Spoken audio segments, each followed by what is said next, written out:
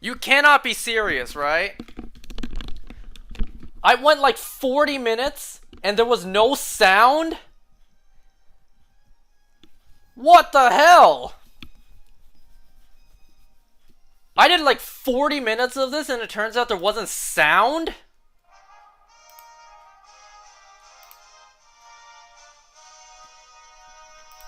Why? That's never happened before.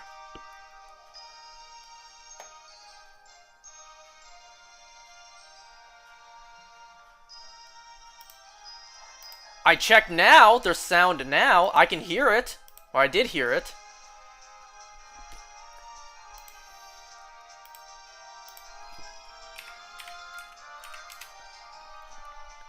What the hell? I did this for like 40 minutes and there wasn't sound being picked up? What? Pick up?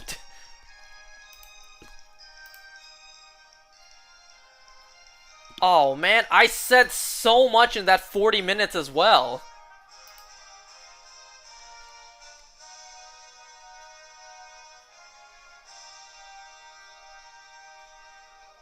Man.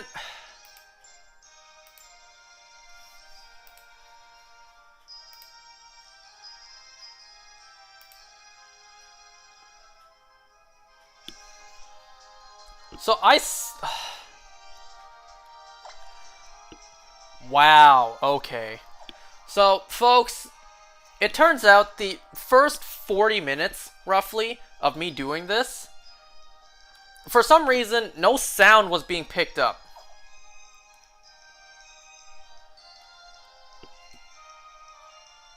I don't know why. I didn't change anything. I did this normally how I do.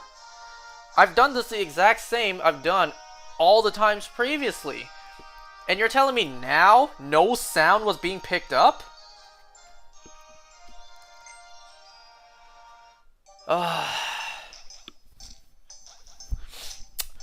Okay, what I'm gonna do is I'm gonna edit in some background music into that before I upload. Just because, 40 minutes of pure silence, nobody's gonna watch this in general anyways.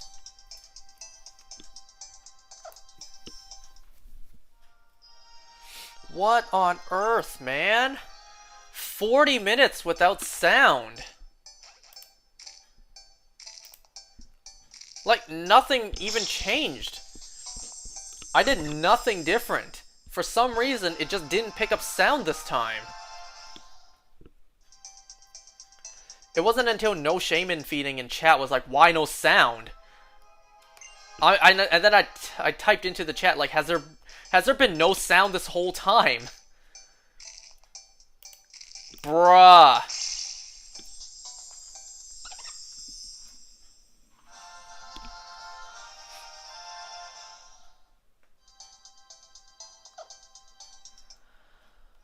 Ugh. That means I'm just gonna have to say everything I just said again.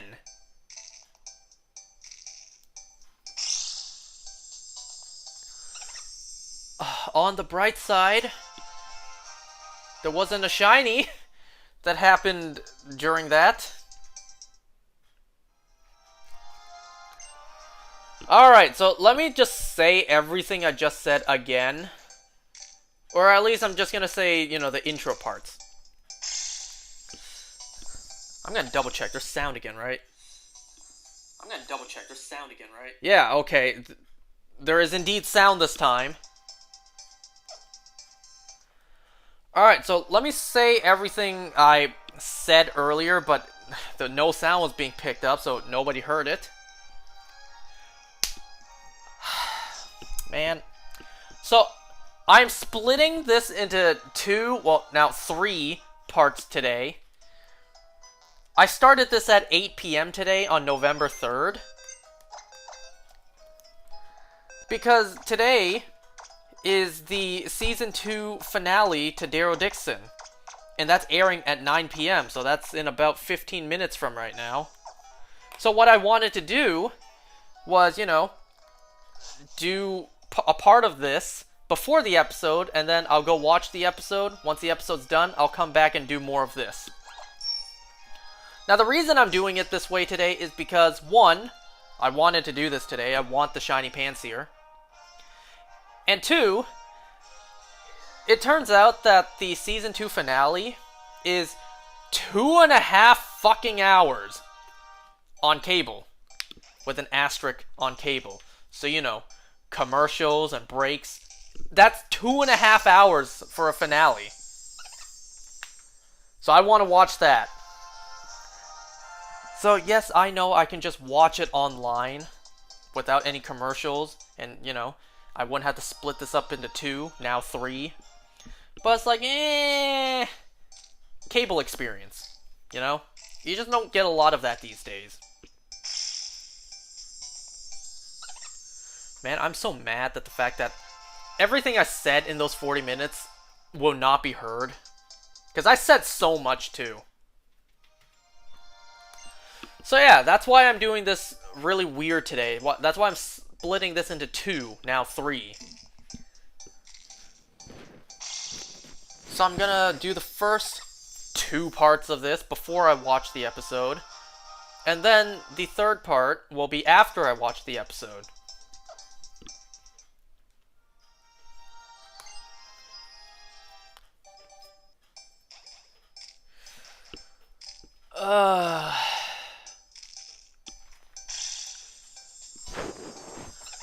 Alright, so because I said this earlier and it didn't get picked up, I need to say it again.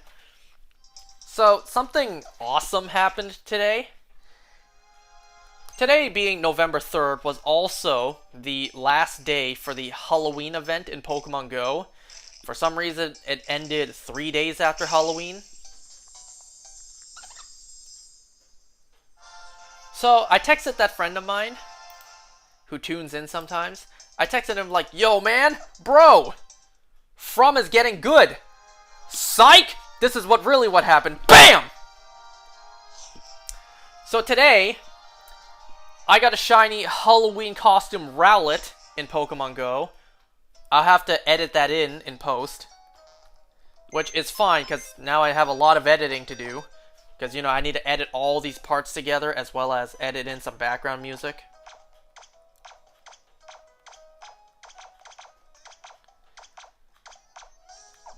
So, I got 1 of the 3 shiny Pokemon I wanted from the Halloween event. I obviously wanted all of these shiny, but I only got 1. Which, hey, 1 out of 3 is better than 0 out of 3. So I wanted the shiny Halloween costume Rowlet, Froakie, and I wanted a shiny Zorua. I only got the costume Rowlet. I will absolutely be best buddying it. But actually first I'm gonna wait, because I do have 2 more 7-kilometer eggs that could potentially hatch a costume Rowlet or Froakie. So, you know, potential Hundo or Shiny. So I'm going to wait until those 2 eggs hatch first. And then I will truly decide and, you know, lock in on which ones I want to best buddy. You know, in those, like, 38 minutes of silence, I talked about From. Just because normally I would talk about Daryl Dixon first, but I didn't see the episode yet. It's airing in 10 minutes. So, to pass the time, I figured I would talk about the episode of From I saw, and then, you know, watch Daryl Dixon, come back and talk about it. Now I gotta talk about the episode again.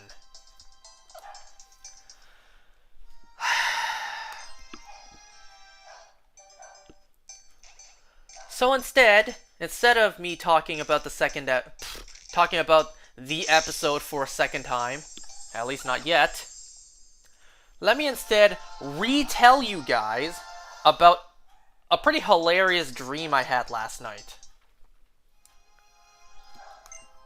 So, you know how throughout the duration of me doing all these shiny hunts, I'm watching a couple shows, 2 of those shows being The Penguin and Daryl Dixon.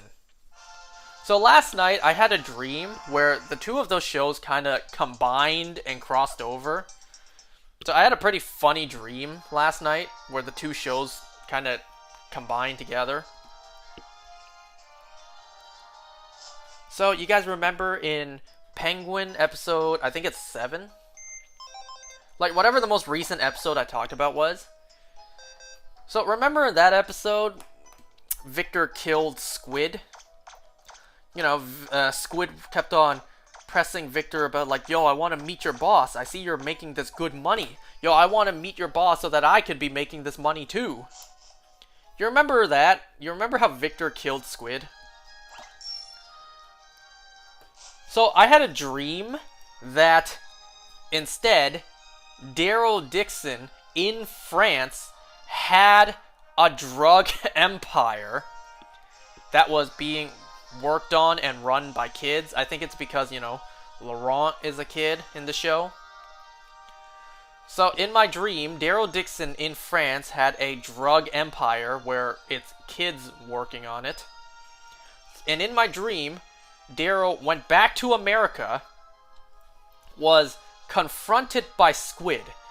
In my dream, Squid was like to Daryl, yo man, I know you got that drug empire in France, and I know it's run by kids. I know you got a lot of kids working on it. Like, I want in. Because if not, I'm going to find those kids, and I'm just going to take them, and I'm going to make them work for me. Like, you don't want that. You don't want me to just take your kids away from you to, you know, and steal your drug empire. Like, I want in. And, you know, Daryl, like he does protecting Laurent, he wants to protect his kids and his drug empire. So he refuses to tell Squid. So in my dream, Squid also had like 2 guys with him, just random 2 guys that work for him. So in my dream, it was the 4 of them in a room, and they were like spending the night in that room. So while Daryl was asleep, he half-consciously wakes up hearing noises, but because Daryl is half-conscious, he just goes back to sleep. He gets woken up by hearing Squid and his 2 guys like going through Daryl's laptop, finding the location of the kids who work on Daryl's drugs. And I even remember in my mind, like in my dream, hearing the guy be like, yo, I found the location of the kids. I even found it on Google Maps. Like, now Squid knows the location of Daryl's, like, drug operation. So now Daryl is, you know, not smirking, but, like, he has a stern, angry face towards Squid. So, you know, it's like, Daryl's thinking, how do I have to kill you to protect my kids and my drug empire? And then I woke up. But because I remember my dream after I woke up, I just figured, okay, I will just complete the story on my own. Like, I'll just think of a conclusion to this dream I had. The conclusion I came to was Daryl, he locked the 3 guys in that room, and he just threw a grenade in there and killed them all.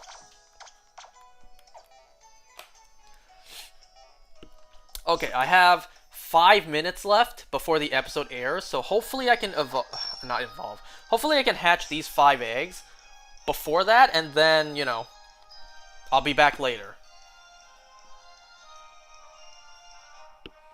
2.5 hours for a finale, man. Like, this episode better be crazy. We shall see. So obviously, when I come back, I'm going to talk about the Season 2 finale of Daryl Dixon, and then sadly I'll have to say everything once again for From. Yeah, I talked about the episode in that 40 minutes of silence. Now I need to say everything I said about that episode once again.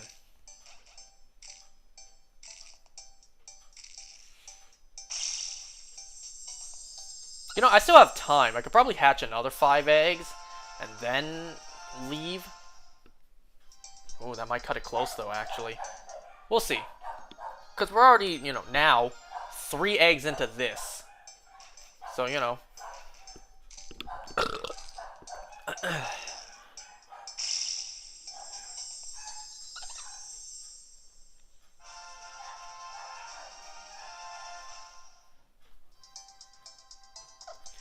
at least be editing all this stuff together before posting it. It doesn't take that long.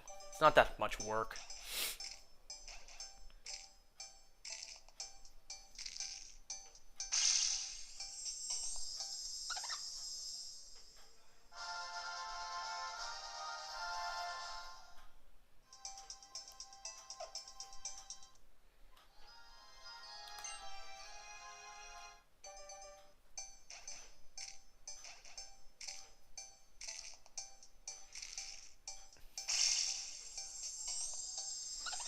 Nah, you know what? I'm not gonna risk it.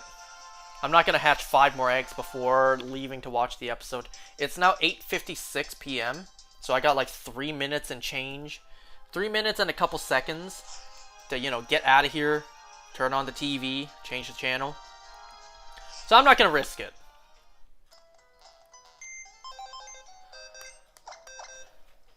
Let me just see real quick. How many eggs did I hatch while, you know, in that silence?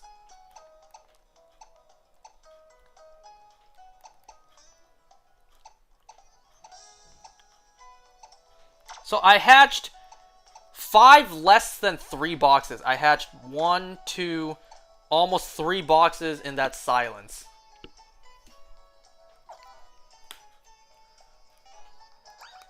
Okay, so I'm going to save the game here. I'm going to turn this off. And then in nearly 2.5 hours, I'll come back and I'll continue to hatch more eggs. So, I'm going to call it here for now. I'll be back later tonight. So, I'll see you guys later.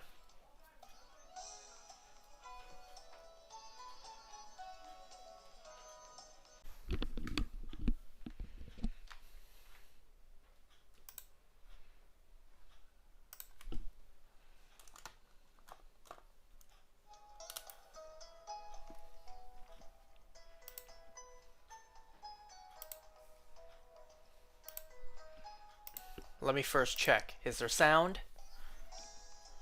Is there sound? Yes, yes there is sound. Is there sound? Yes, yes there is sound. I can hear it. Yes, yes there is sound. I can hear it. Yes, yes. Okay, yes there is sound. Good. I don't know why the first part of this didn't.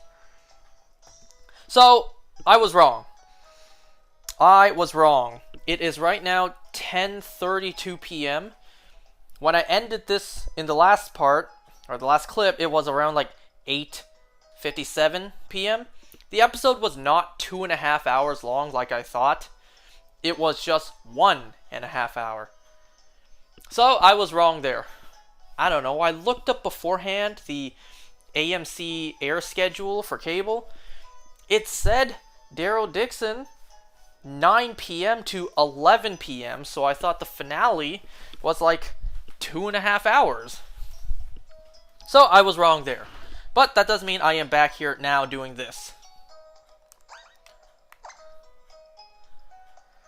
So obviously I just came back from watching the season 2 finale of Daryl Dixon. And it was very good. There were some moments that were, you know, head scratchers, but for the most part, the season finale, it was very good. Before I talk about the episode, I want to mention that I forgot to mention earlier, when I said that I got the shiny Halloween costume Rowlet in Pokemon Go today, I also forgot to show you guys that this is how many it took for me to get the shiny I wanted. And just because I'm also throwing in pictures, I'm also editing in stuff, I also caught a shiny Woobat today. Alright, let's get back to hatching those eggs.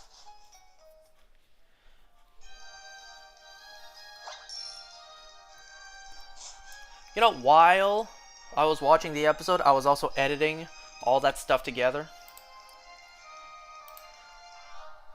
So, you know, whenever there were commercial breaks, I would come back and slowly edit together all the parts.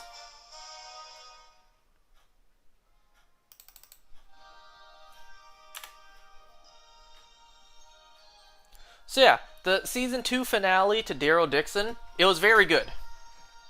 I enjoyed it. It was great.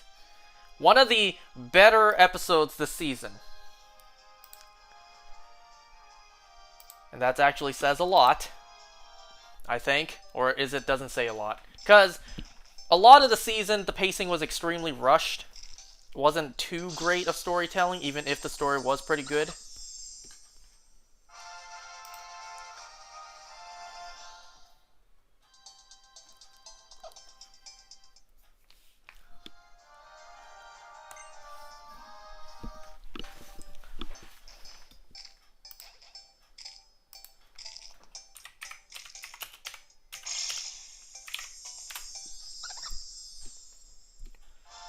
Alright, so because I just came off of watching the episode, let's hope I remember everything as I talk about the episode. It's been like 5 minutes since the episode ended for me. Okay. So this episode opened up with, I think it was an ad-libbed scene. It opened up with Daryl and Laurent discussing, you know, the fact that not all of them can go back to America altogether. So Daryl finds a guitar and gives it to Laurent. Laurent starts playing the guitar, and Daryl starts singing with Laurent. This is like the first time in history we've ever seen Daryl Dixon sing. And, you know, before Season 2 released, even the first episode, there was news that Daryl would sing in one of the episodes. Now, obviously, I wasn't expecting Daryl to have a microphone and, you know, completely let loose. But, like, for the scene we got, yeah, I could see it making sense. I'm pretty sure I heard that scene was ad-libbed, too. Like, it was just the two actors just playing through what they think the characters would do, and then, you know, Norman Reedus just sang a little bit, and then they just kept it in the episode. At least I think. That's what I heard.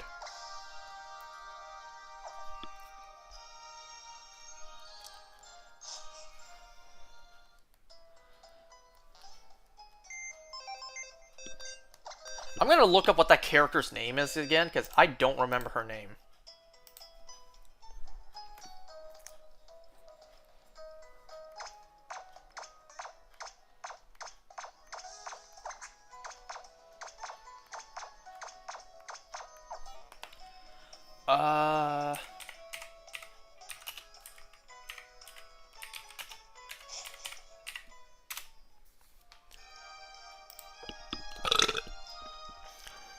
Jacinta, that was her name. You know, the lady that was Lo Sang's right hand. Yeah, her. I never remember her name. It says here on the first page of Google, Jacinta.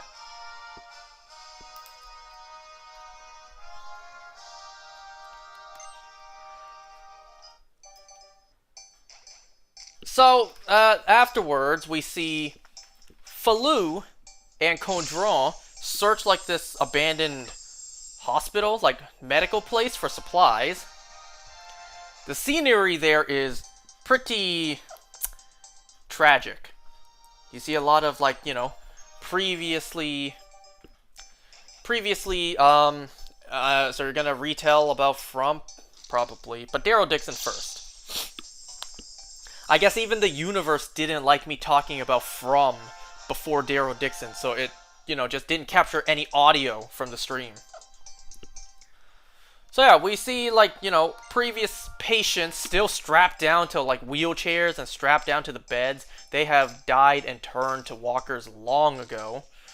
But actually, they're outnumbered and ambushed by, what the hell was their group's name again? Pouvoir, there it is. They're ambushed by Pouvoir because they're still looking for Laurent. Everyone in France just wants Laurent dead, except for, you know, Falou's group. But then they get outnumbered. Not outnumbered. They get ambushed back. I don't know if she's a new character just for this episode, or if she showed up in the background of previous episodes. We meet another character. I think her name was, like, Akira. And it's hinted that she and Falou might have some romantic tensions. So, now that they know that Pouvoir is still looking for Still looking for, Laurent. God, there's so many names to remember. They're still looking for Laurent, so they know that now Jacinta's alive. She didn't die. They're still looking for Laurent, so they have to find and warn Daryl.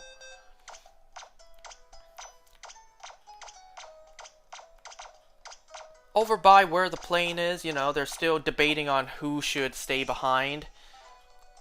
Because, you know, there's not enough room. There's not enough room in the plane for all four of them.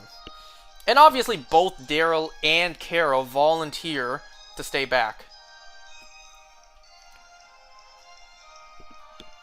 Unfortunately, it made sense for Daryl to stay back. Because later on in the episode, you know, Carol was outnumbered in, you know, her wanting to stay back. Even Ash was like, it makes sense. Carol knows about the plane. She can help out with the plane if needed. Daryl's been in France longer, so he knows how to survive. It just makes more sense to leave Daryl behind. But, you know, Carol came all this way. She's not about to leave Daryl after finding him. We actually see Pouvoir slash the Nest, like both those groups combined. We see Pouvoir ambush Anne and her group, like her small little group in the car. It's like, I found it pretty funny. Jacinta, she was trying to threaten Anne by like, you tell me where the boy is, or else your friends get it. And then one of the goons just beat up the guy. It's like, well, you already beat him up. If you were gonna threaten to hurt him, wouldn't you not hurt him? Like, you already hurt him, so it's like, what are you threatening me over? You already beat the hell out of him. Oh, not all the eggs hatched there.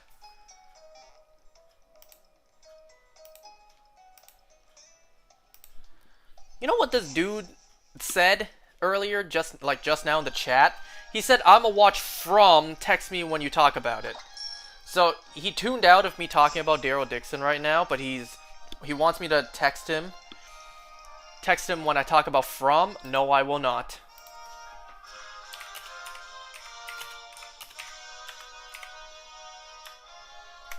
Oh, maybe I should actually. Whatever. Oops! Did not mean to knock that.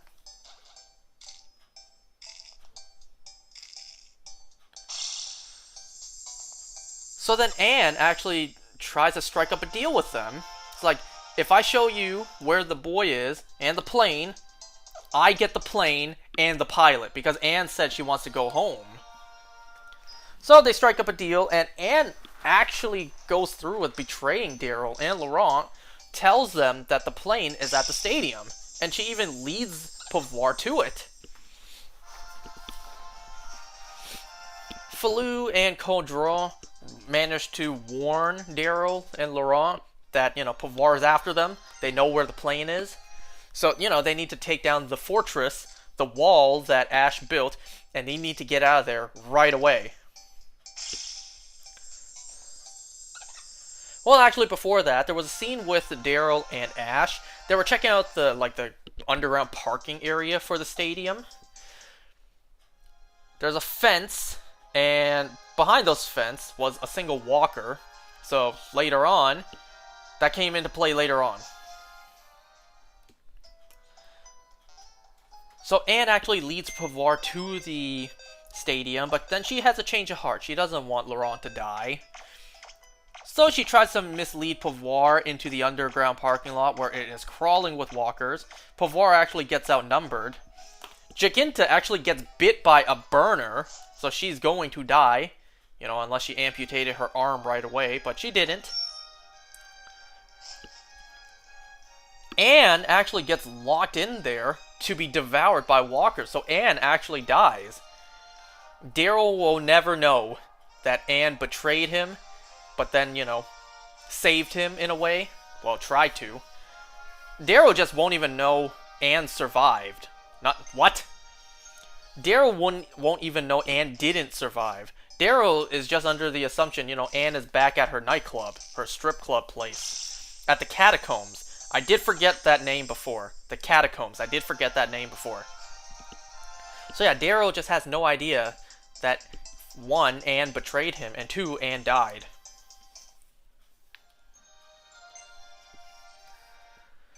So yeah, rest in peace to Anne. It's once again just, season 2 of Daryl Dixon killing off the France characters before moving on to Spain. I mean, hey, Falou survived. That's nice. Falou was a great guy.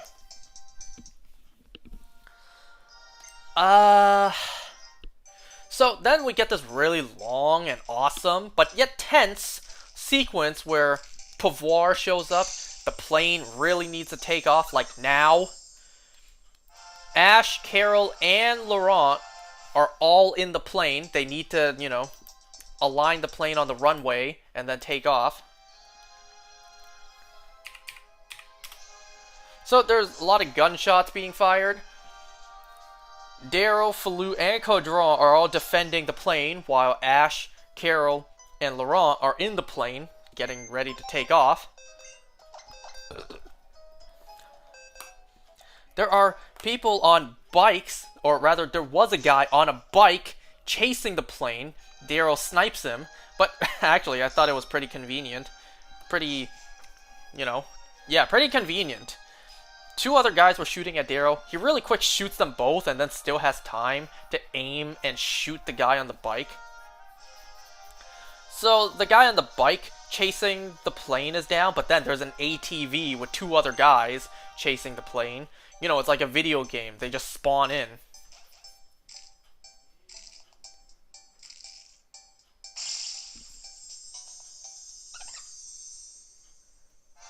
Oh no, you know what? The TV Insider might have played afterwards. Maybe that's why it went for... maybe that's why it said...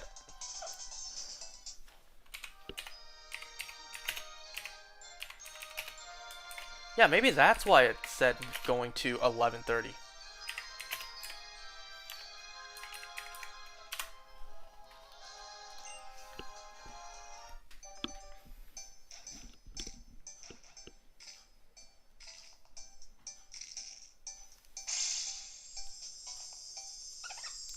So anyways, yeah. So Daryl runs out of bullets to shoot the guys on the ATV, but then someone else shoots them. The plane takes off with Ash and Laurent in the plane, but then the camera pans over to the empty passenger seat next to Ash, showing Carol jumped out of the plane in order to defend the plane. She was the one who shot down the guys in the ATV. We all knew, it was pretty safe to guess that Carol was going to stay behind. Carol was going to stay behind, go with Daryl to go with Daryl to Spain for season 3.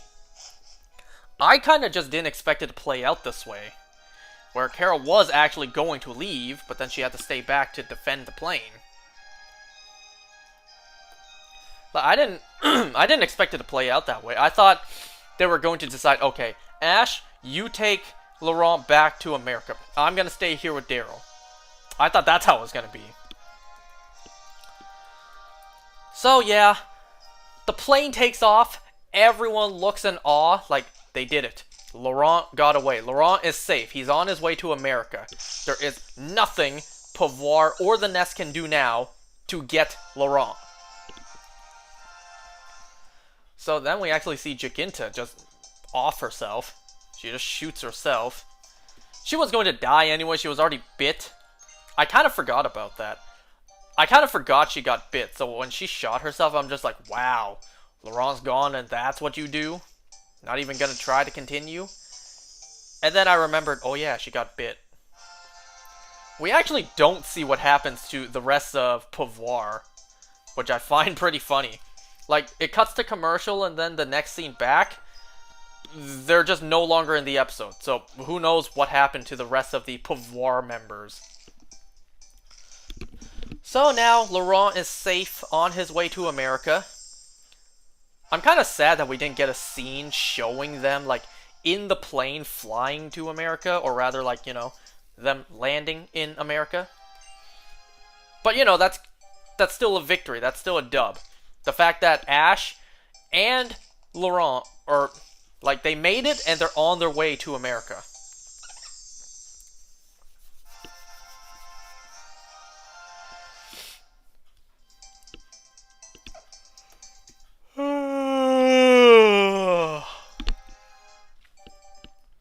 So then the rest of the episode is, well, no.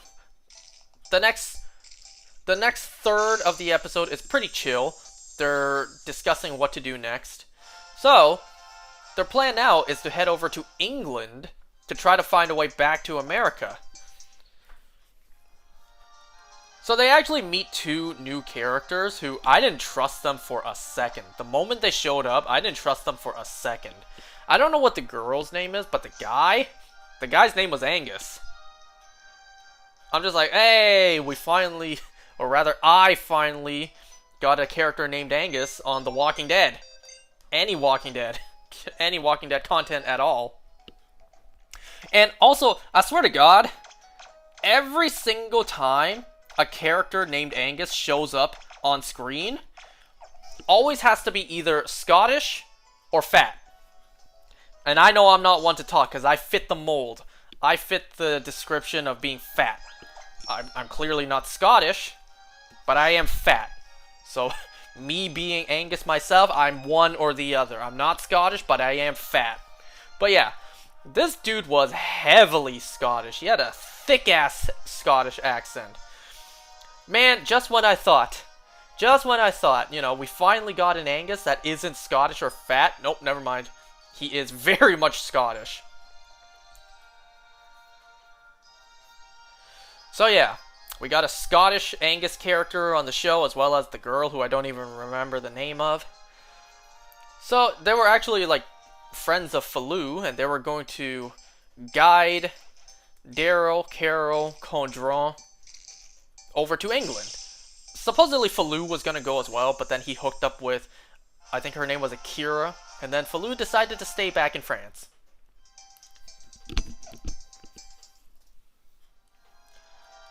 So they had this like nice chill like campfire moment. Angus actually said, like, so the apocalypse ended racism. Guys, I don't know if you guys have noticed, Falou is a black man, and he is a very black man, let's say that. So it's like, does he have a problem with that? Like, why did you even need to mention that? Like, what was even the point? What do you mean? Like, there was no purpose for you to say, so the apocalypse ended racism, huh? Bruh.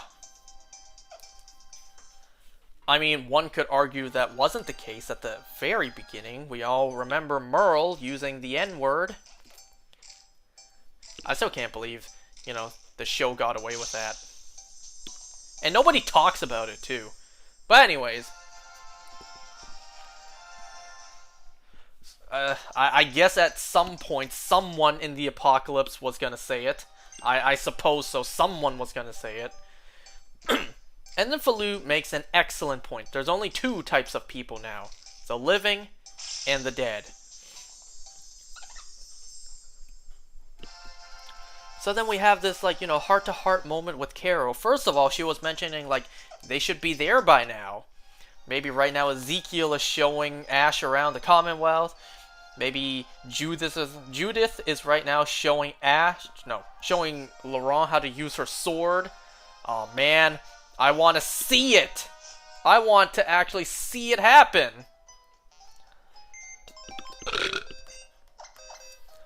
But then we also get revealed that Carol, she can't remember Sophia's face.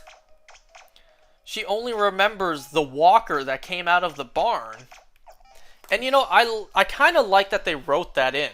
It kind of explains why this whole time we've seen, you know, obviously the recast for Sophia, because the actress aged up. It explains why we haven't seen her face. One, because they didn't want to show that they had to recast the actress, because, you know, she's older now. She's grown up now. You know, that's one. But two, it kind of explains why they didn't show her face. Because Carol can't remember Sophia's face. But then, you know, that gets that kind of gets ruined later. Not really ruined, but like, we do see the actress's face for Sophia later in the episode. Which, you know what, I can forgive the recast. Obviously because they had no choice, because the actress grew up. But like, I can forgive it because of the explanation, like why her face looks slightly different. It's because Carol doesn't completely remember what Sophia looks like, so she might remember Sophia looks a little bit different than what she did. So that would explain the recast, why Sophia looked a teensy bit different. You know, for the most part on The Walking Dead, we've had the luxury of not having to deal with a character being recast. You know, for some reason, this character suddenly looks different the next season. Right? We've actually just never really had a recast happen on The Walking Dead. Until now, for Sophia. Because, you know, this is The Walking Dead. If an actor wants off the show, they'll just kill the character. Or in the case of Heath, they just completely ignore it. The character disappeared, they just ignore it. So, they head to this, like, kind of, like, subway tunnel that extends very far. They need to walk all the way to England. I think it was set for, like, 9 hours. Walk for, like, 9 hours to England.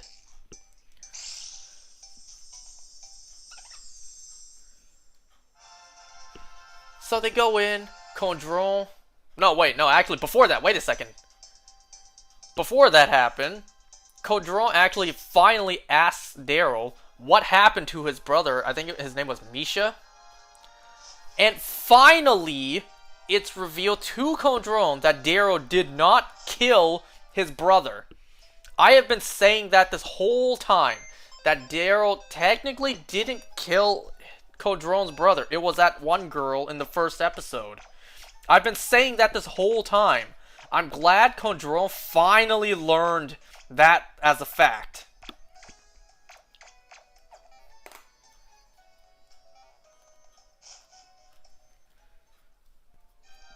So they head to the tunnel. Falou stays back because he hooked up with Akira. So now it's you know, the two Scottish people. Daryl, Carol, and Condron. Now they're walking down this tunnel to England. You know, there's a lot of bat shit and potential flooding in the tunnel, but that's, you know, just like set details, like design details, which is nice. There was actually like tents set up in the tunnel, but you know, everyone's long dead. Daryl was able to discern that they attacked each other. They weren't attacked by another group. They weren't taken down by walkers. The people in that tunnel, in that community, attacked themselves. It's because of the fumes that they went crazy and attacked their own people. So Daryl conveniently finds 2 gas masks just placed under a cloth. Perfectly placed right there. But he doesn't take it because he doesn't know why he might need it yet. And then finally we see the bioluminescent scene that was hyped up for the whole season. We finally got to see the bioluminescent walkers, which was spectacular. But everyone starts hallucinating. Everyone starts hallucinating because of the fumes. Carol, she thinks she sees Sophia, so she follows Sophia. Condron hallucinates one of the walkers attacking him as his brother. So Daryl trying to save Condron. Yeah, Condron mistakes Daryl for killing his brother again. So he attacks Daryl. He actually gets a stab in on Daryl. Daryl goes back to the tents, grabs the gas mask, but is attacked by those 2 Scottish people who, I told you, I didn't trust them for a second. They attacked Daryl because, you know, they had people to go back to, and there's only 2 gas masks, so there's not enough. Actually, Condron just runs off into the tunnel, and that's the last we see of him for Season 2. Either he's in Season 3, or the first episode of Season 3 reveals that he died. Which would be a great shame. I would hope he survived. He would be a great addition to the team, to the group, but we all know this is The Walking Dead. They killed off Isabel, for God's sake.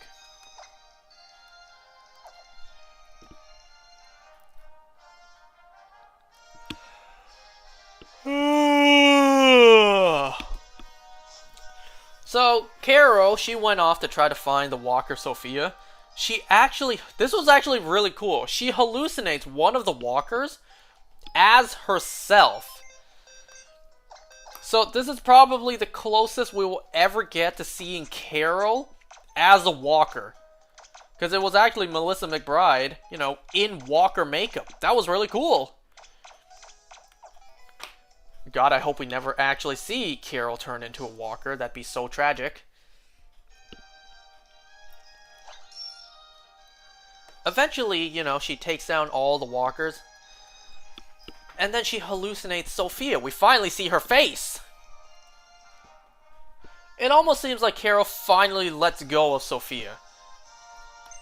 So, it's good to see Carol finally be able to move on. Speaking of which, you know what I realized? You guys remember in Season 5 of The Walking Dead? When it started raining and Daryl said there was a barn? Imagine if we saw some sort of, Carol PTSD moment then. I mean, it was yet another barn.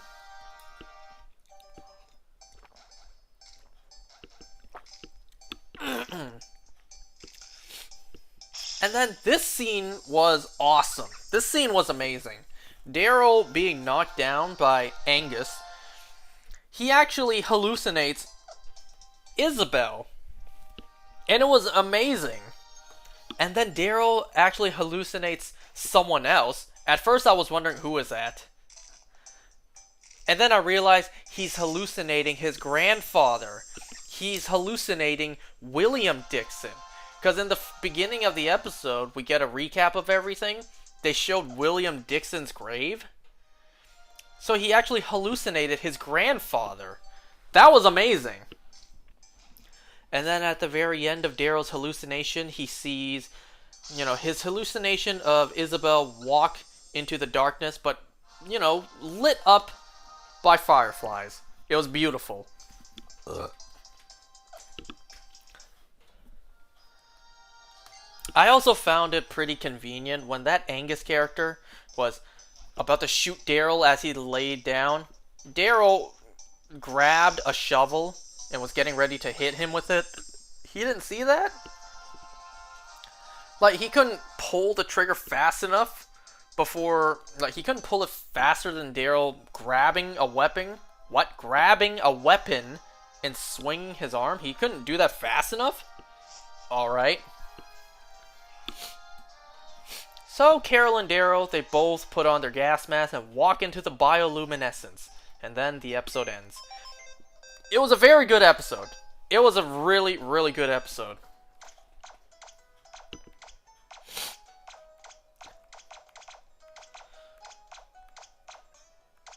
I'm actually amazed to say that the best 2 episodes of Season 2 of Daryl Dixon were actually the last 2 episodes. Episodes 5 and 6.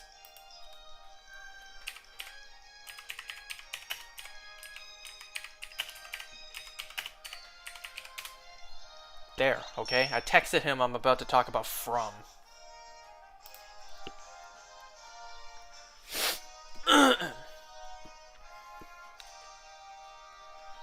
So, it was a really good episode. I really enjoyed it.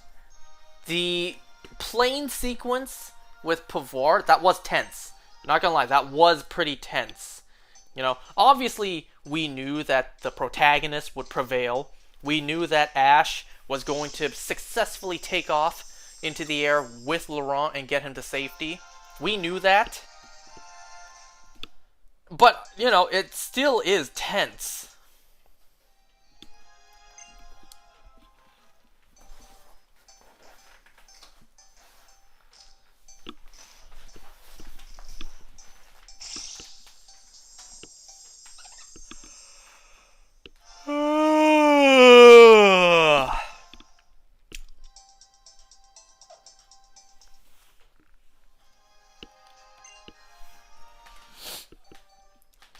I still wish we could have gotten a scene, of Ash and Laurent maybe in the air talking about, Daryl and Carol being left behind.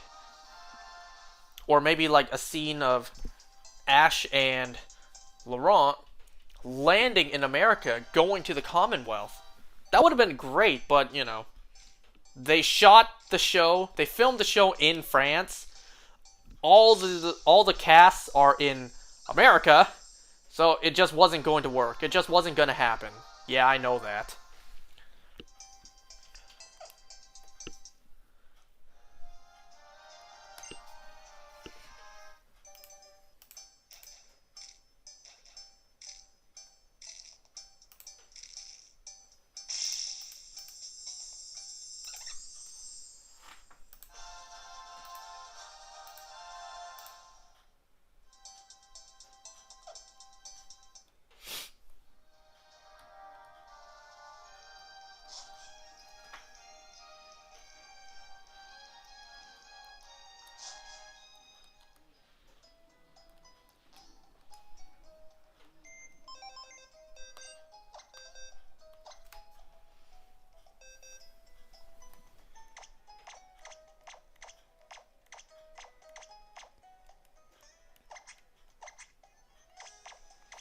So far I have hatched 3.5 boxes.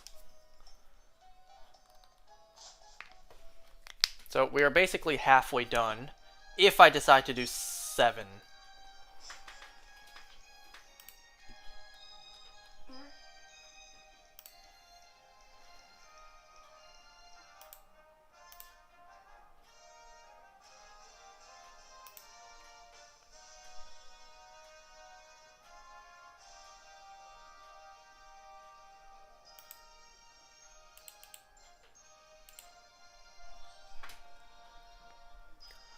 I'm just gonna wait a couple minutes to see if that friend of mine, he's gonna show up so I can talk about From.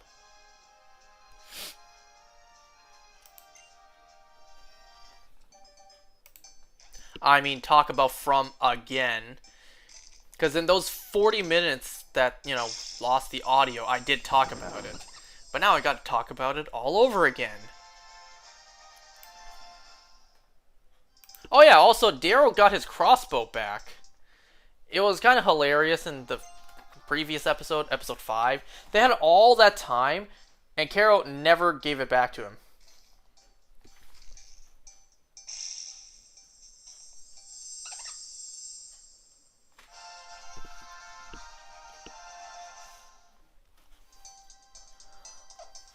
I hope we see Ash and Laurent again.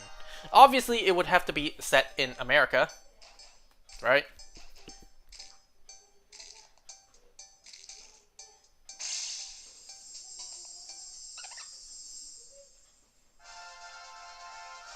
You know, I do wonder if Daryl and Carol talked to Ash beforehand about that. Like, yo, Ash, do you think you could fly?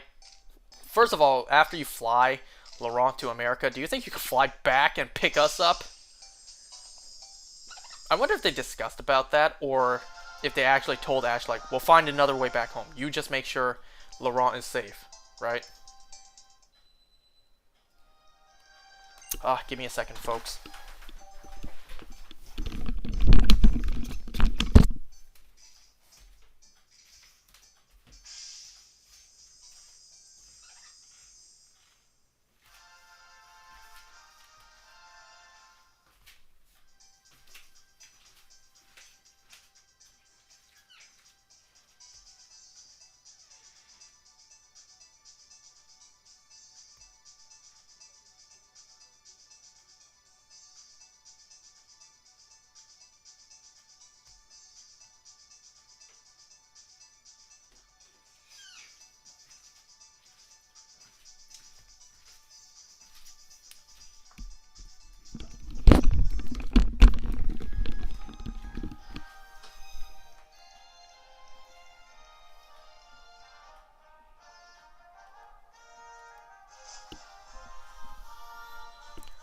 I might need to go for just a moment, wipe my dog's butt.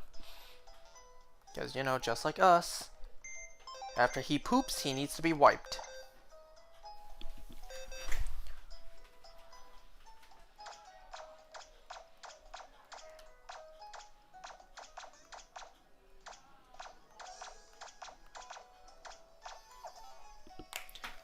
I'll be right back. I gotta go wipe my dog's butt.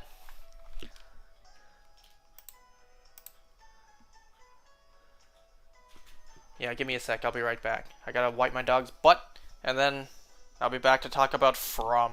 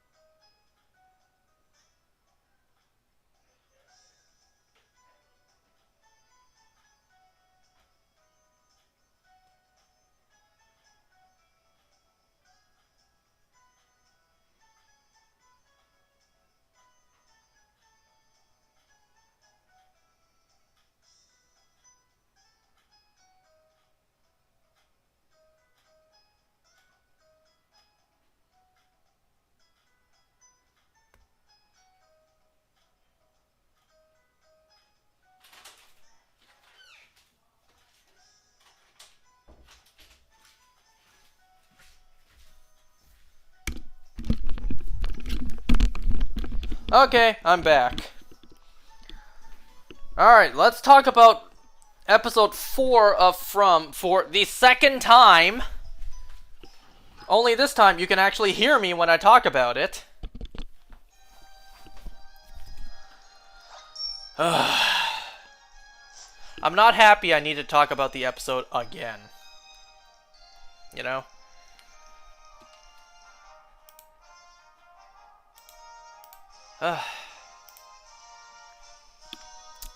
Man, where do I even start? How did I even talk about it to begin with?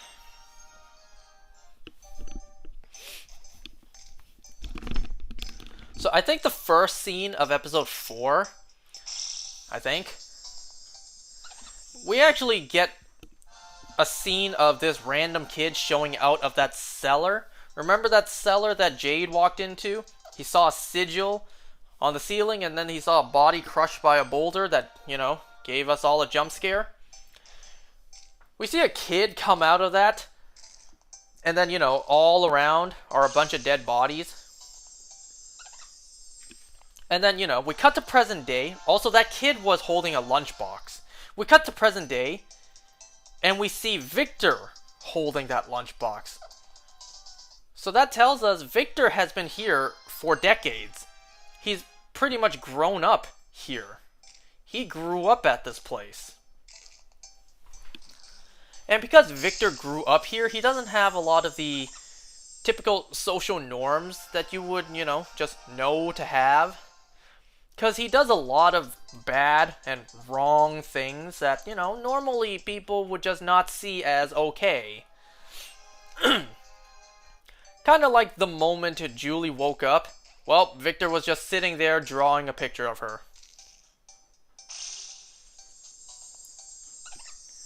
In this episode, we also get some hints that Julie regretted her decision of staying at that, that frat house instead of living with her family. But then by the end of the episode, she comes to be okay with that decision. We also get a couple of developments in this episode that, it's like, damn, I would have loved to see it happen, or rather, some details are like, well, why? No, wait, that's not how the episode opened up. The episode opened up with the aftermath of Frank's execution, basically. He was completely torn apart in that box. We saw the aftermath. So, Sheriff Boyd, I forget his last name. Sheriff, he actually, puts his body into a wheelbarrow, delivers it to the priest, where then, fulfilling their promise, burying him with his family. And then for the majority of the rest of the episode, the sheriff is rebuilding the box. We also learned that the sheriff's wife was also here, and that she died. And that's about it.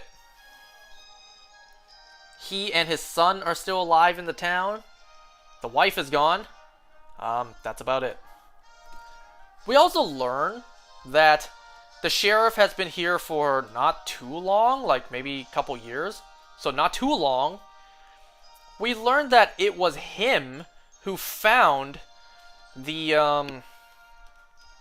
what the hell were they called again? It was him who found, crap, what's it called?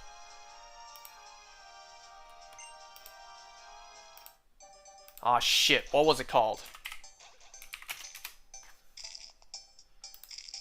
The talismans, that's it.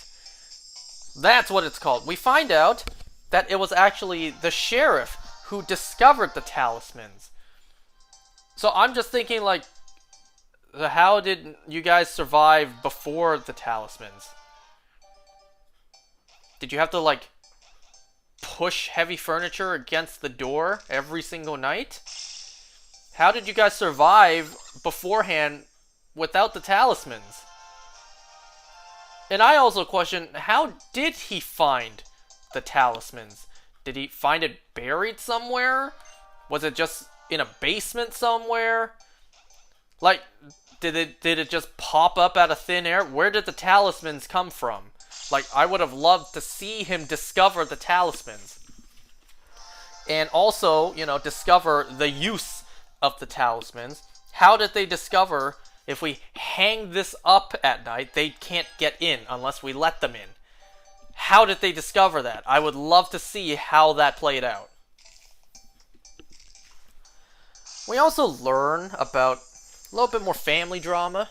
We learned that Jim and Tabitha actually had a third child, another boy named Thomas, who died when he was a baby, which was revealed by Ethan. He said he had a younger brother who died when he was a baby.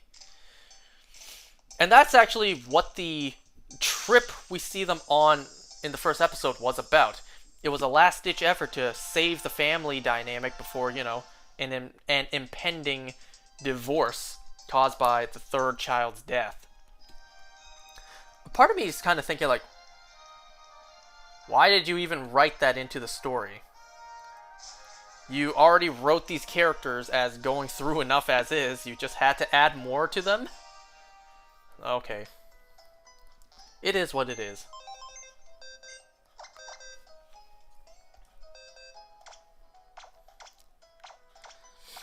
So the biggest, like, revelation about this episode is Victor.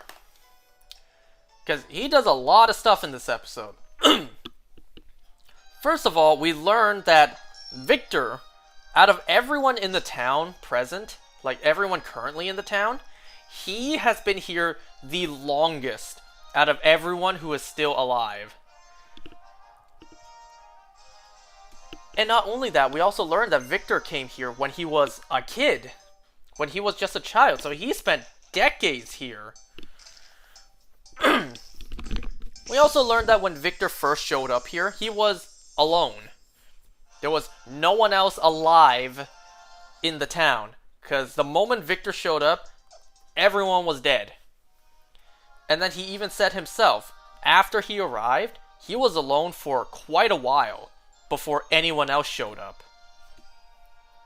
So we learned those details about Victor. Once again, Victor, he just does a lot of stuff that would look bad to just your average person. So Jim takes Ethan to the diner for breakfast. They order pancakes. So then Jim is like, you stay here for a moment. I'm going to go to the bathroom. And then he goes to the bathroom and cries. We see how both Jim and Tabitha are dealing with the fact that they're stuck in this place. Not great. They're not dealing with it very great. Which is understandable, right? So then, Victor shows up and is like 4 inches. The trees moved 4 inches. And then he also hands Ethan a picture of, you know, a picture drawn in crayon of the little boy in white. It's like, okay, first of all, the fact that even Victor, when he was a kid, saw the boy in white. Okay, that tells me that boy is separate from these monsters. Because, like I said before, it's like, do we already have a continuity error? I thought these monsters only showed up at night. And now all of a sudden we see one in daylight. So, it's not a continuity error. Whoever or whatever this boy is something completely different. So it turns out that Victor, when he was a kid, he also saw the young boy in white, but then stopped seeing him for a long time. Now that Ethan's here, Ethan starts seeing him. So, you know, that intrigues Victor, obviously. Now, just like any rational parent out there, they see a random guy sitting at the table with their son, and the guy's handing the son pictures. It's like, of course, Jim would get upset. Just makes sense. Well, later on, they go home. Jim and Tabitha are arguing outside. Ethan is inside. And then, once again, Victor doing the wrong thing. Victor taps on the window and is like, hey, meet me outside. Open the back door and meet me outside. First of all, if this was nighttime, they're dead. If this was a monster tapping at the window like, little boy, let me in, let's play. And then Ethan opened the door, they're dead. So, ooh, Jim and Tabitha might want to look into that. But, like, could you have left a worse scene behind, Victor? You tell Ethan, like, we need to go find the boy in white out in the woods. Oh, this crutch? You don't need that. Throws it aside. He hands him a walking stick, a literal stick from a tree to walk with. And then they both walk into the woods. That's not a good look, Victor. I'm not gonna lie. You know, it looks like you took a boy from their home. You know, the crutch on the floor makes it look like you did it in a hurry, and then you ran off into the middle of the woods. That's not a good look, Victor.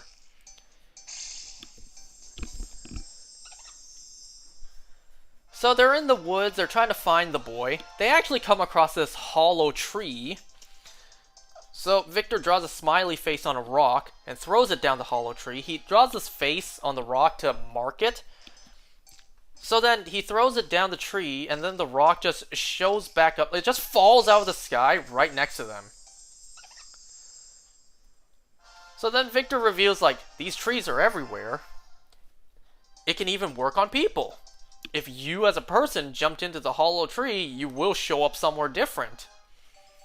But with the caveat of, you never know where you'll show up. You can either show up very close or very far. Which means it was just a huge coincidence that that rock fell super close to them in order for Victor to prove an example. You know, thank God that rock didn't fall on top of Ethan's head. Like, that rock could have fallen somewhere very far away, and then they'd both be like, what just happened? Where'd the rock go? Ethan would be questioning, like, why'd you throw that rock into that hollow tree? What was supposed to happen? So, very conveniently, that rock fell very close to them. But then they actually do find the little boy in white out in the woods. They try to, you know, follow. And then we just don't see anything happen afterwards. Jim and Tabitha realize that their son is gone. They go into the woods to find Ethan. But then they're actually surrounded by a bunch of barking dogs. They get shooed away by gunfire. So it turns out Victor holds a freaking gun in his lunchbox. And come on, surely Victor has to recognize this is a bad look. He has a little boy out in the middle of the woods alone with the gun. And, you know, the parents are confronting him. Victor, you surely have to see this doesn't look good for you. So, once again, Jim being a reasonable adult, is like, I warned you. I fucking warned you to stay away from my son. Like, all Jim knows, now he sees this guy back, took his son into the middle of the woods, and he has a gun on him. It's like, yeah, I can't blame him for being upset. So he actually goes off and talks to the sheriff about it. Like, hey, there's this creep amongst the town. That Victor guy, did you know he holds a gun in his lunchbox? How did he get that gun? I don't know. We don't know. Probably won't know. But then the sheriff is like, you know, Jim, ever since you and your family got to this town, we never got a chance to get to know each other. How about we do dinner? So then, you know, they're having dinner at the diner. Sheriff Boyd actually was putting on his, like, finest clothing. And then, for some reason, he just screamed into the mirror for no reason. So, they're having dinner. And then, this scene really, and I mean really, has me scratching my head. So, that Sarah girl, who, you know, left Kenny's dad to die, and killed that Toby guy. So, So her arm. At first, it looked like her veins were popping out, but then they started to move. So I kind of thought, like, does she have some sort of parasite under her arm, like under her skin in her arm? But then there words form on her arm that says "kill the boy." So now she's going to try to kill Ethan. What the fuck is happening in the show?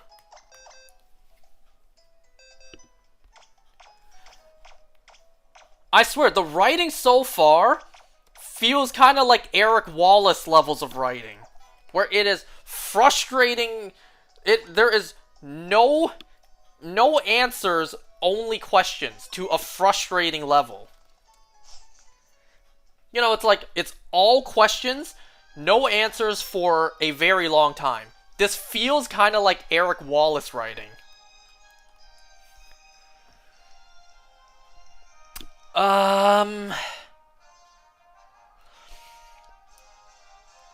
Anyway, so yeah, I have no idea what that's about. Some other things we learn. We learned that we see Victor go back to his place, and there are pictures that he drew everywhere. So it seems like he has dreams or premonitions, because everything we see play out, he has pictures drawn of. He has pictures drawn of the little boy in white. He has pictures drawn of the dogs that, you know, not only did he see as a kid, that we see in the flashback, but also, you know, the dogs that attacked Jim and Tabitha. He has a picture of the whole town filled with dead bodies, which was, you know, the flashback we saw. So it seems like he has some sort of vision or premonition, or maybe it's just he's drawing events of the past that he's already experienced. So I don't know. He just has pictures of everything that happened so far.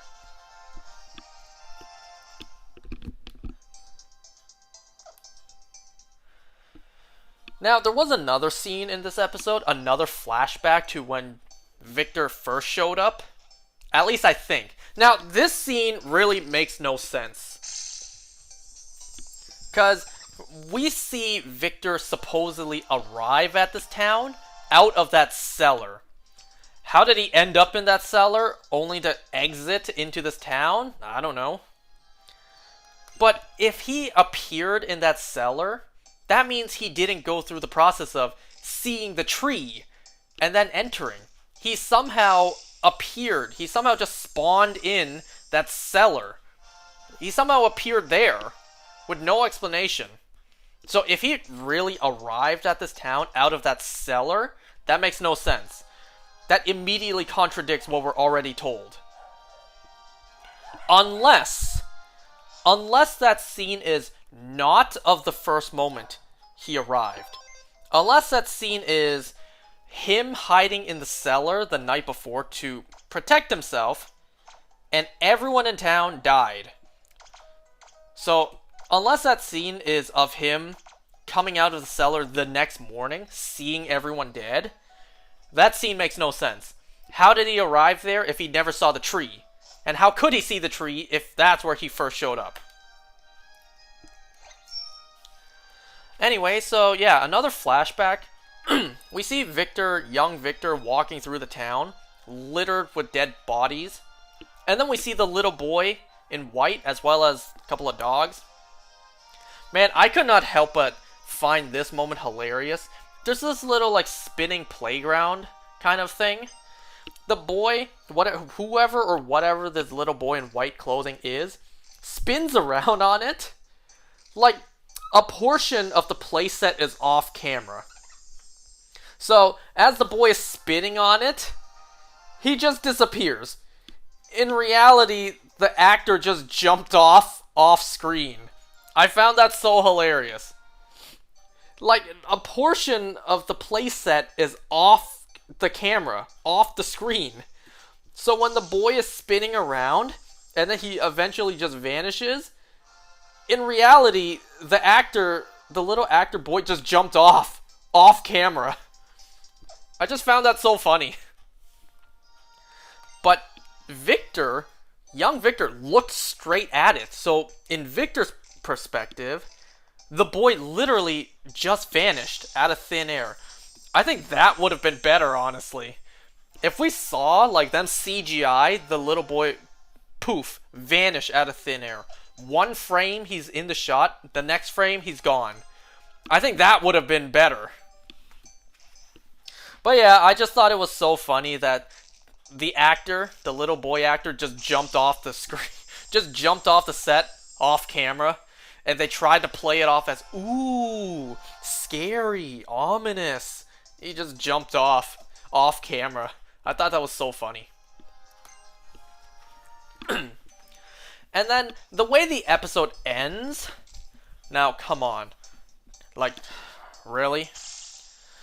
Okay, so the way the episode ends, we see Victor, digging up graves preemptively to prepare. I'm just like, okay, come on now. Come on. This, obviously, I can see parallels to The Walking Dead. You know, when Jim was digging up the graves at the quarry camp, and was like, I don't remember why I'm digging the graves. I just know I need to. You know, Jim was also freaking out everyone at the camp while he was digging up the graves. Just like Victor was. Freaking everyone out in town that he's digging up graves. Well, at least, you know, Victor knows why he's doing it. He's getting a head start. Instead of Victor being like, I don't remember why I'm digging these. I just know I should.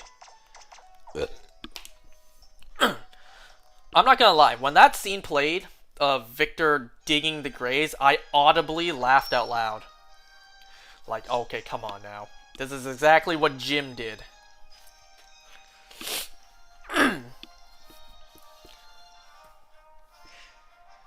And, yeah, that's pretty much most of episode 4 of From. Now, I did think of something. We're just not going to get answers to this. In the flashbacks with young Victor, what happened to those bodies? I think it's safe to say that these monsters don't come back and pick at the bones.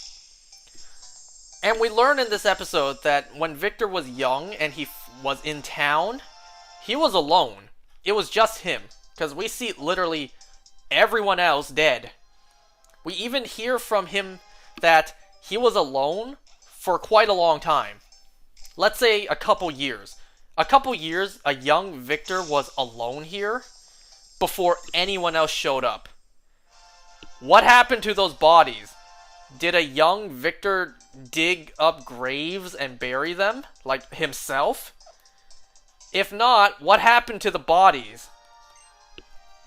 They don't just poof, vanish out of thin air, and the monsters just don't come back to drag the bodies away. And also, how did Victor survive all that time if he was a young boy and alone? He would just see dead bodies. He would have no idea that there are monsters at night that pose as people to try to, let them in.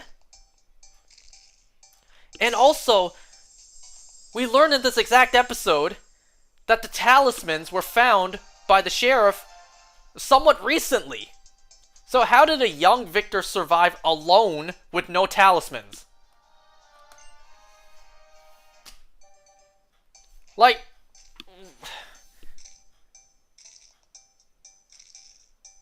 he played on the go-around thing with the boy in white?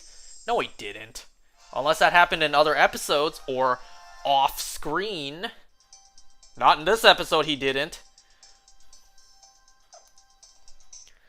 And the monsters got scared away. What? Bitch,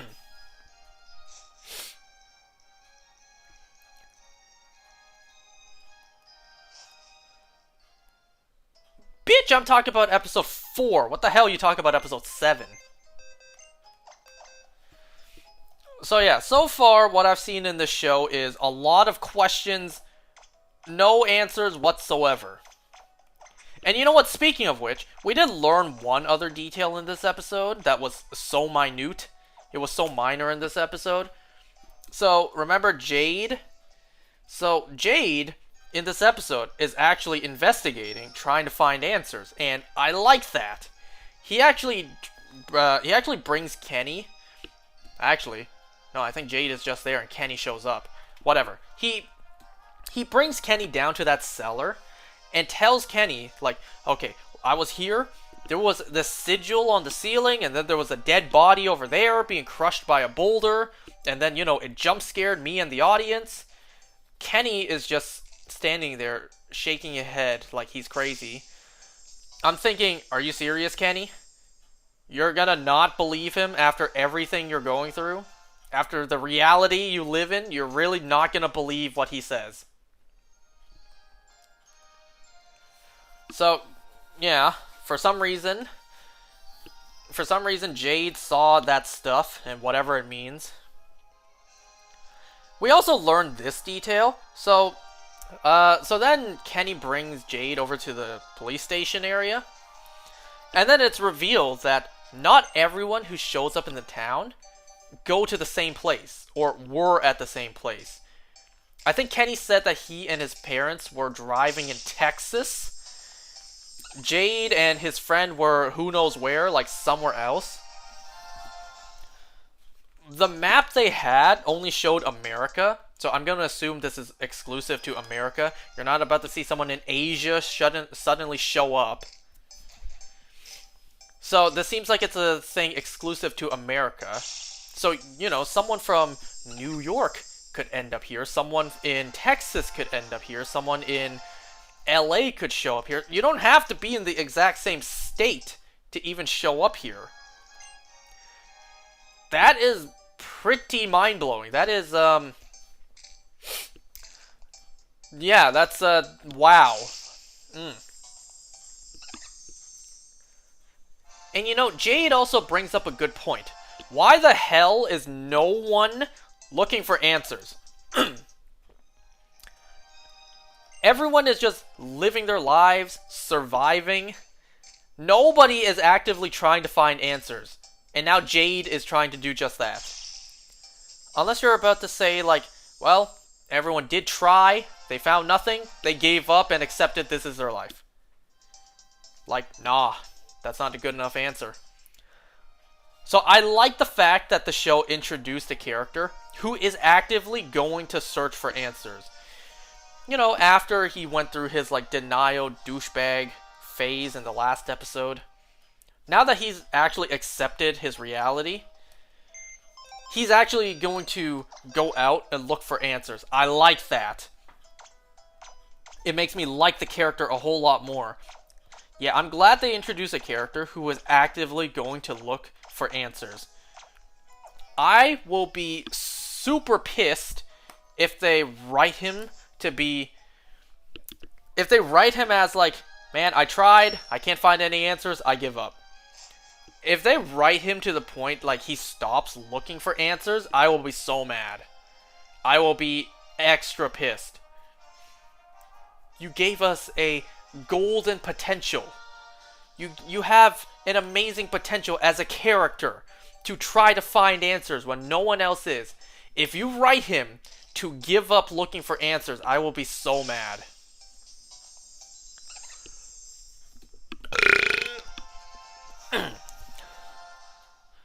And you know, this episode, we didn't see any nighttime action at all.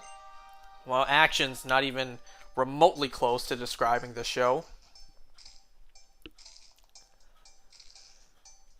Man, this show is so far just all daytime drama. Well, that's not the best way to put it. It's just all, what the characters are up to during the day. We don't see shit at nighttime. When the actual stuff happens.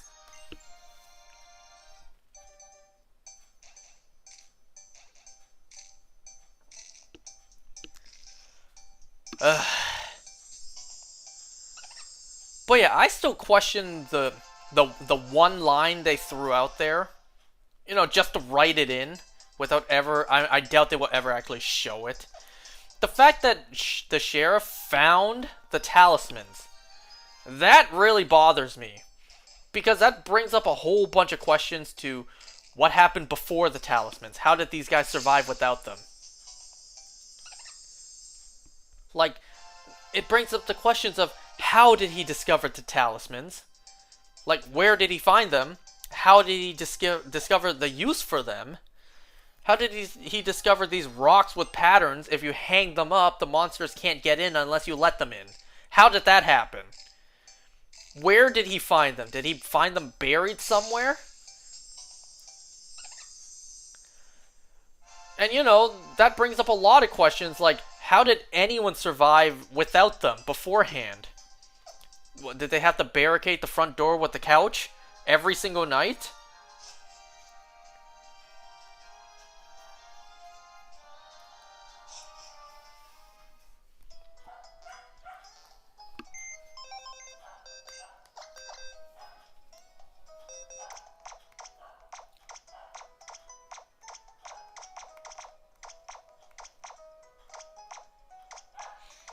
Because if you remember, I think it was episode 2. If you remember, yes, it was a dream sequence, but it was still showing what could have happened.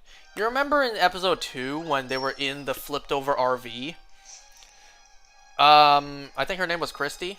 She had a dream that Jim picked up the talisman, like took it off the wall and was like, "What does this do? How does this work?"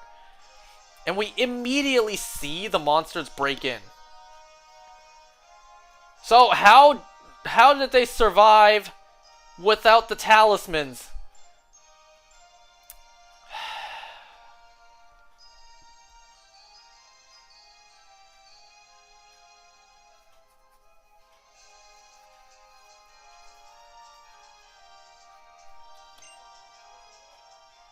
Huh?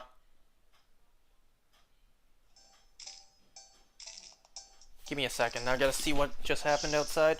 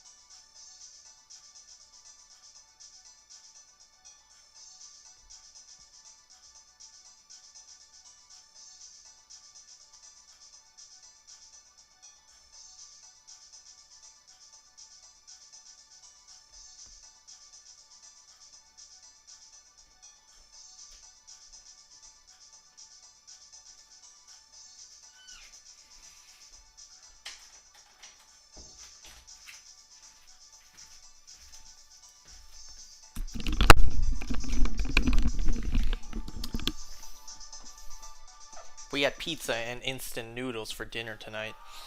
So anyways, yeah, I'm just thinking like a lot of questions just keep on piling Not a single answer in sight. God, this show is frustrating.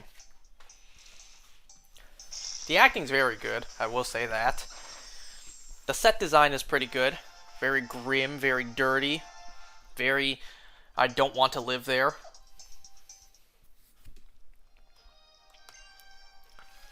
But, man, the story has potential. I can see the vision. It's just, man, the method of storytelling is so frustrating.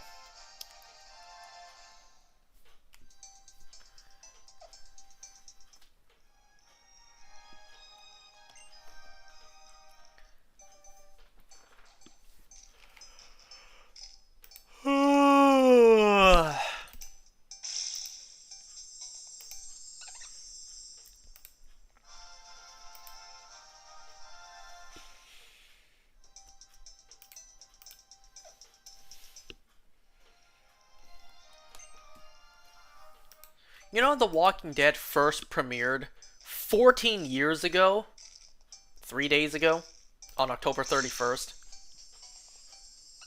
The Walking Dead premiered on Halloween Day of 2010. So it's been 14 years since the franchise started on TV.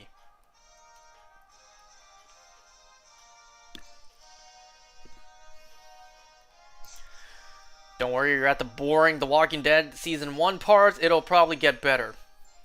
Man, you couldn't even get past the second scene in the entire show without calling it boring. I don't want to hear it from you. Especially you recommend this boring ass show to me.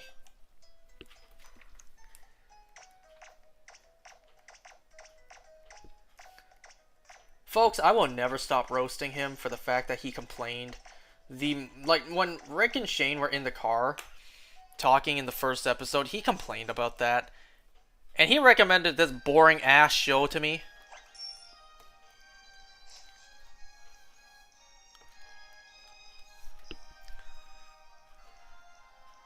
The pace moves faster for sure. I will believe it when I see it. I'm sure it does, but I'll believe it when I see it. There's not a lot of plot in this show for the pacing to move faster. Nobody's actively trying to find answers. Everyone is just going by their day at the town. There really isn't any plot for the pacing to go faster. Like, so far, there's no overarching storyline for the season.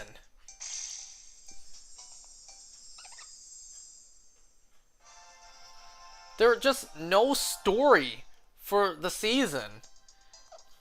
At least not yet. Aren't I almost halfway into the season? Isn't there only 10 episodes?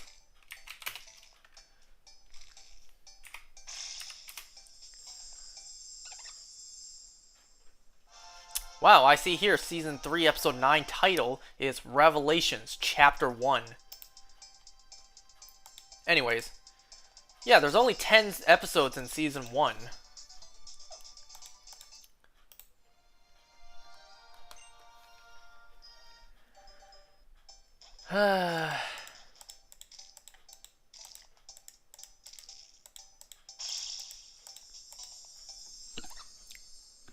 Oh boy.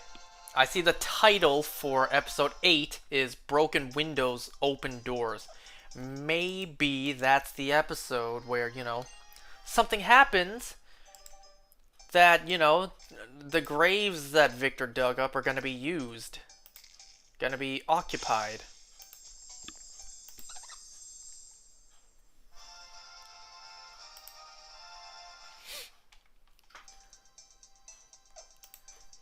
But yeah, I can see the vision. I see the potential this show has. It's just the storytelling, man.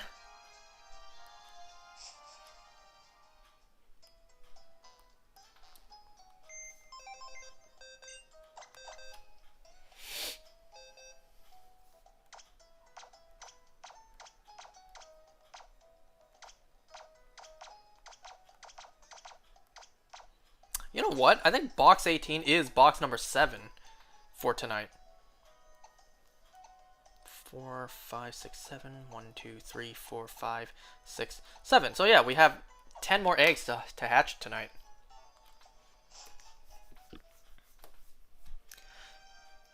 And then I need to edit all this together. Edit all 3 parts together.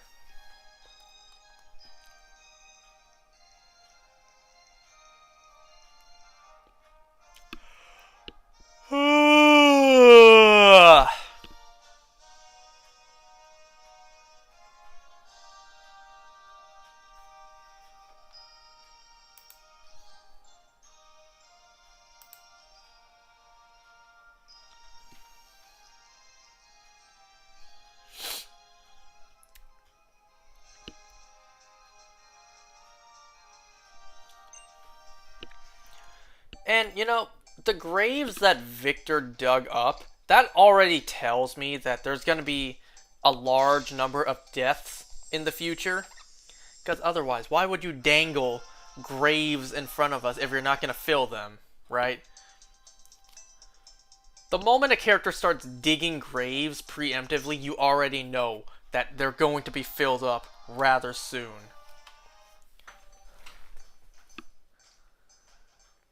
It's gonna be stupid as hell if, you know, a character dies a season and then it's like, well, we already have a couple of graves dug up. I guess one is being filled. That's gonna be so stupid.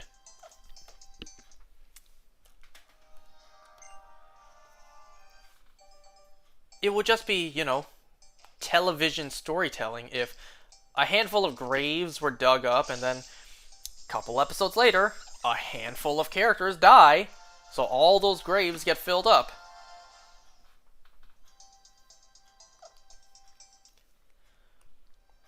And, you know, I'm predicting that it's going to be mostly background characters that we don't really ever hear say anything or even know the names of. I'm predicting it's mostly just going to be background characters who die. I don't think this show has the balls to kill off one of the more prominent characters we've been seeing so far. I will eat those words if I'm wrong. If I'm wrong, I'm wrong. Because if in this case I am wrong, that's a good thing. Because it shows this show actually does have the balls to do just that. I'm just not putting my money on it. So we shall see.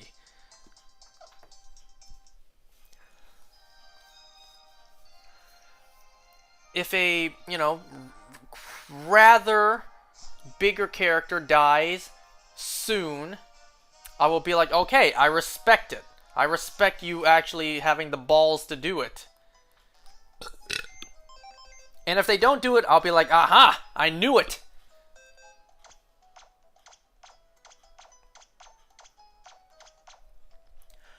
You know, I'm not going to give the same sort of luxury to David Zabel for killing off Isabel, because that's not having balls. That's just bad storytelling. That's just wasted potential. Like, you have to be able to tell the difference. You have to know when killing off a big character is ballsy or just a flat-out bad decision. Ahem, Carl!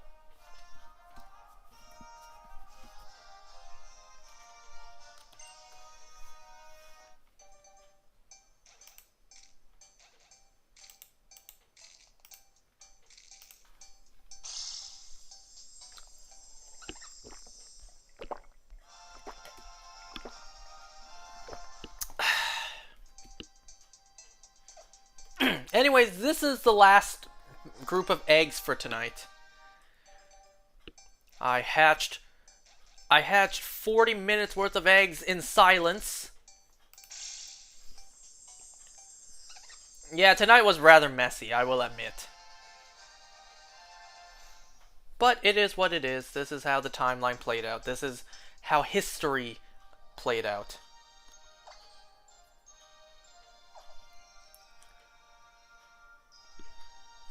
Bro, this week's episode of From is shocking. Let me say, this week's episode of The Walking Dead, Daryl Dixon, was great.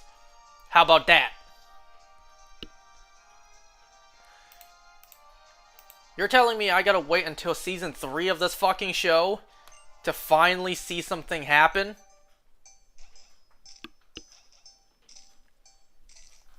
Don't you dare say that's the case with the shows I recommended to you. Man, shit happened in the first episode of Walking Dead. In the first episode of Arrow and Flash. Like, shut the hell up. Don't you dare say that to me.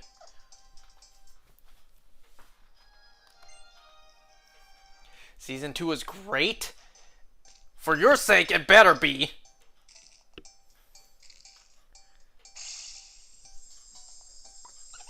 Because Season 1, I won't say it's bad. Can this focus? Jeez. Because Season 1, I won't say is terrible. It's not bad. It's just, you know, wasted potential, I would say.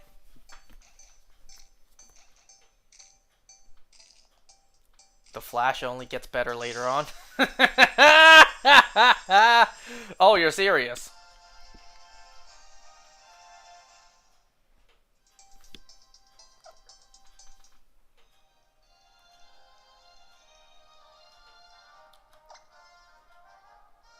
Okay, yep, that was all the eggs. So we did end up hatching 7 boxes of eggs tonight. Albeit in the stretch of like, 4 hours.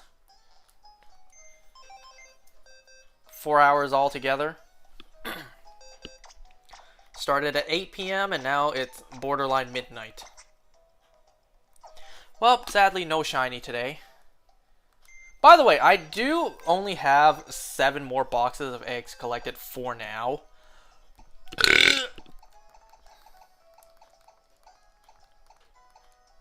So I'm currently here.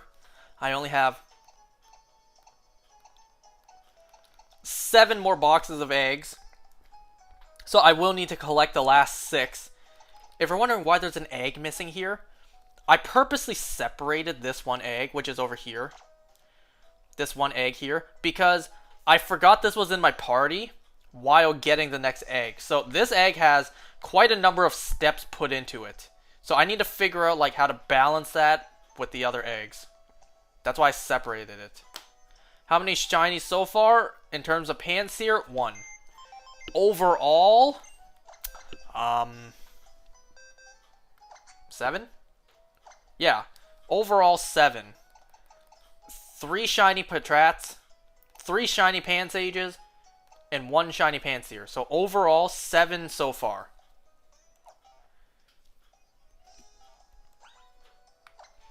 Okay, I'm gonna call this here. I need to edit together all 3 parts before, you know, it gets uploaded and archived.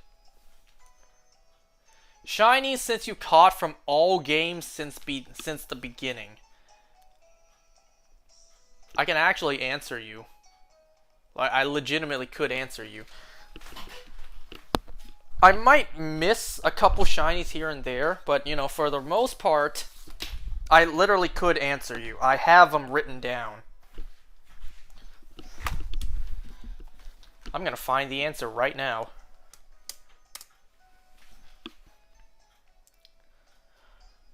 I write down all the shinies I get, unless I forget to, of course. Now, this list also does include events and trades, like shinies I get from trade. So, you know, this number is going to be a little bit off because, you know, obviously there are shinies we get from events.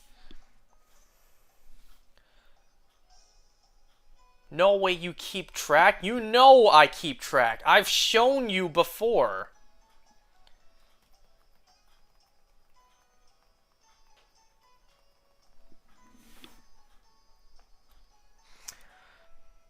Well, my laptop crashed, so I now need to reopen it and then reopen the tabs in order to find the answer. My laptop's been crashing a lot lately. You know, the years of streaming on it has taken its toll. Thankfully, you know, streaming on my laptop has been retired now because I bought a $2,000 brick over here to actually use to do this.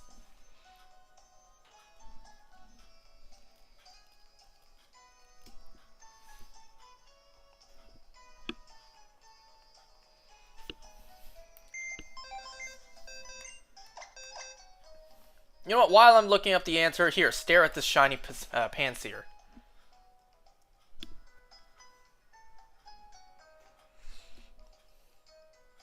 Alright, it opened as usual. I gotta give it a second to boot up. Also let Discord open up.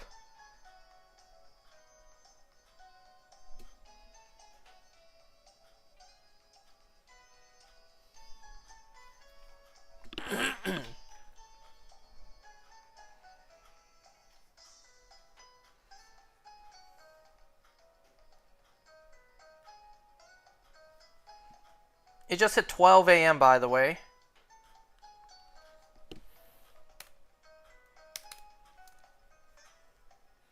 Okay, so let's see.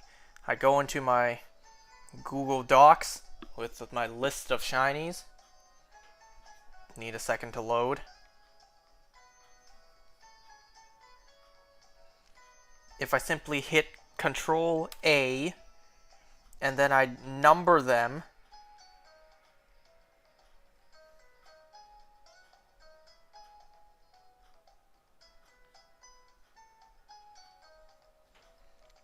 takes a second. I have like, I don't even know how many pages of shinies I have written down.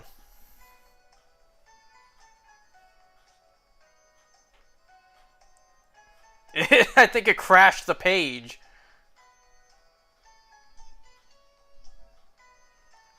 Okay, they're all numbered. Okay, I have 30 pages of shinies written down. So if I go all the way to the bottom... Nope, it wasn't all loaded. I have way more than 30 pages. My computer crashed. My laptop crashed before my eyes. Well, I can't find the answer, because I'll have to open my laptop again. Yeah, this laptop's old. It's a good thing I bought the PC when I did. Because the laptop is crashing a lot. Next stream then? If I remember to. Okay, gotta end this here. Thanks for watching. Goodbye.